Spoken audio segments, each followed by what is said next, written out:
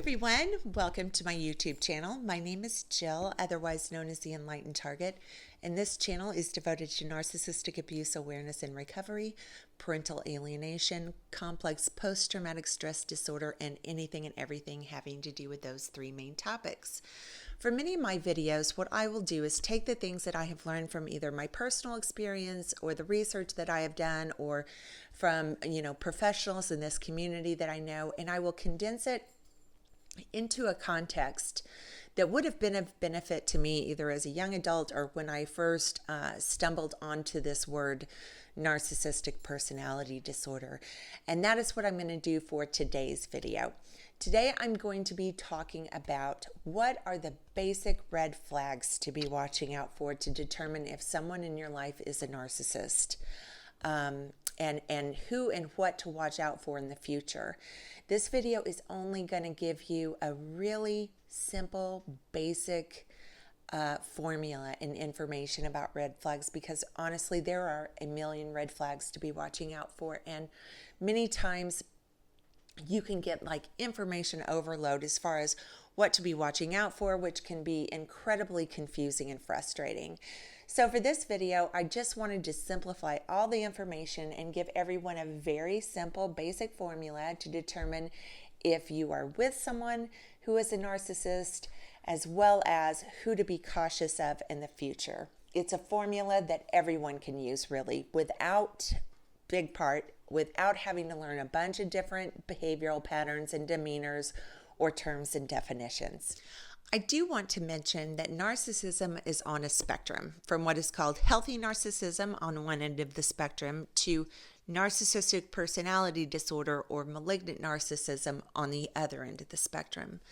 Somewhere in between the two is what I call toxic narcissism. What do I mean by toxic narcissism? I just mean this is a person that is high enough in narcissistic traits that you would not want to have any kind of a relationship with them or get involved with them. These are people that probably don't have the full-blown personality disorder, but are still highly, highly narcissistic and are capable of causing, tremendous damage and chaos to your life. In future videos, I'll go into all kinds of different red flags and, behavioral patterns and personality traits that you should know and you should certainly learn about. However, again, for this video, I just wanted to give everyone a very, very simple and basic formula that you can use for all people, really. Because I will tell you, oh my gosh, if you're just stumbling into the world of narcissism, or if you are just beginning to think that someone in your life, might be a narcissist, but for the most part, you're still a layperson. There is so much information out there that it can be so overwhelming that you can almost become more confused than you were before you ever started to research this topic. Even though I have been exposed to narcissistic abuse my entire life, you might be thinking, well, you should have known these red flags years ago. But many times, if a person was raised around this or raised by a narcissistically abusive parent, which, by the way, many of us have been, and many of you will discover on this journey that indeed one or both of your parents are a narcissist. That can make identifying this and understanding who has it and who doesn't have it way more difficult than someone who has never been exposed to this to begin with. This type of behavior is our normal. It's all we've known. And we have been conditioned to not trust our own instincts or our own perceptions or our own judgments. So for this video, these are just a really good outline of identifying red flags that I wish someone had taught me as a young adult. Could have saved me a whole lot of problems throughout my life. My first tip or identifying red flag that I'm going to give you, and you will hear me say this a lot, is that you are here. You are here. If you are here, then that's about the biggest red flag there is. When people have to start doing research about somebody's behavior because it seems so abnormal or cruel or selfish that we actually start doing research on it, then you may consider that your very big first red flag that something is wrong and that your instincts are right about this person. If you are here, chances are something is wrong. The rest of the formula I'm going to give you, I learned from Dr. Craig Malkin. He is a Harvard professor and an expert in narcissistic personality disorder.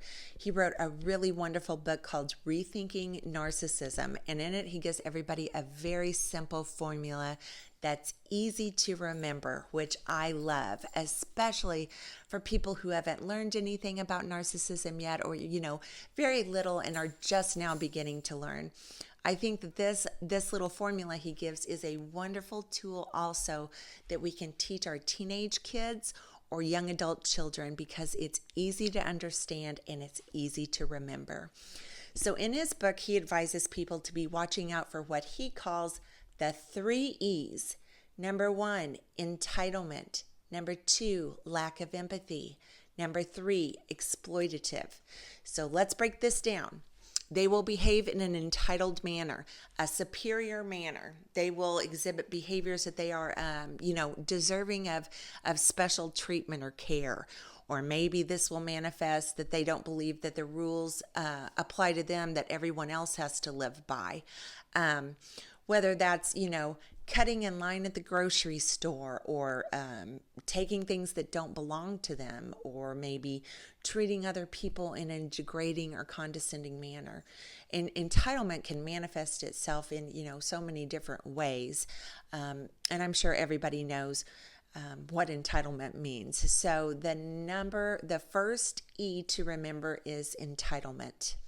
The second E you want to be watching out for is lack of empathy. These people are going to have a noticeable lack of empathy for others, or a noticeable inability to put themselves into someone else's shoes. They will have difficulty empathizing with others. Many times they will exhibit, a lack of compassion for another person who is experiencing a hardship. Sometimes this can be difficult to determine because, again, these people are usually really, really good actors. And so they can behave as if they are genuinely empathetic people. So you may need to witness a few different situations in order to really determine if they are exhibiting a concerning lack of empathy. However, at some point, you will witness them displaying a significant lack of empathy and compassion for a person or a situation when clearly there should be some. So you need to be watching out for a lack of empathy. Number 3E, or the third E, is exploitative. They will exploit others or take advantage of other people or situations. The definition of exploitation is the action or fact of treating someone unfairly in order to benefit from their work. An example would be the exploitation of immigrant workers. It's further defined as the fact of making use of a situation to gain unfair advantage for oneself. I want to give you some synonyms for exploitation: taking advantage of, abuse of, misuse of, ill treatment, manipulation, cheating, swindling, corruption, maltreatment, fraud, preying on, or my personal favorite, sucking dry. Because given the opportunity, trust me when I tell you, they will indeed suck you dry. So they are people who won't have any ethical issues taking advantage of a person or a circumstance. Many times I'll refer to these people as con men or women because, they're so good at this. Most times they'll appear to truly care and be respectable people. However, behind closed doors, they'll take any opportunity to screw somebody over. Another issue that you will need to take into consideration is if you're dealing with an overt narcissist or a covert narcissist. If you're dealing with a covert narcissist, sometimes also referred to as a shy narcissist, they're very sneaky. Overt narcissists are kind of, out in your face and, big and bold. They exhibit overt behaviors and for the most part are fairly easy to identify once you become educated. Covert narcissists are are just a different beast, and many times they come across as timid or shy, incredibly kind, only out for the good of others. However, if you pay close attention, you will witness the same 3 E's from both overt and covert narcissists. They just will be displayed in different manners. So in closing, you want to remember and memorize the 3 E's when judging someone's character or personality for narcissism.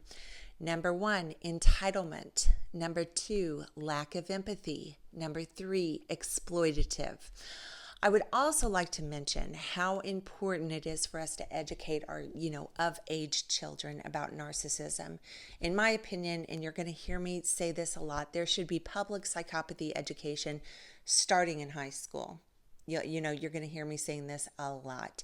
Had I and, so many others that I know, had we been educated as young adults, it could have saved us so much trauma during our lives. I think parents have an absolute duty to educate their kids, when they're mature enough. But kids need to be educated about cluster B personality disorders because as most of us know, the damage and destruction they can cause to your life can be devastating. So please keep this 3E formula in your mind for yourself and consider teaching it to anyone else in your life that you love, because knowledge is our only power to combat this. Okay, that's going to do it for this video. If you like this video, I would appreciate it if you would give it a thumbs up, and please subscribe to my channel. Also, please share this video with anyone that you think might benefit from it or could learn something from seeing it. I'll be putting out at least 2 videos a week, so please stay tuned for more videos in the upcoming days. Thanks for watching.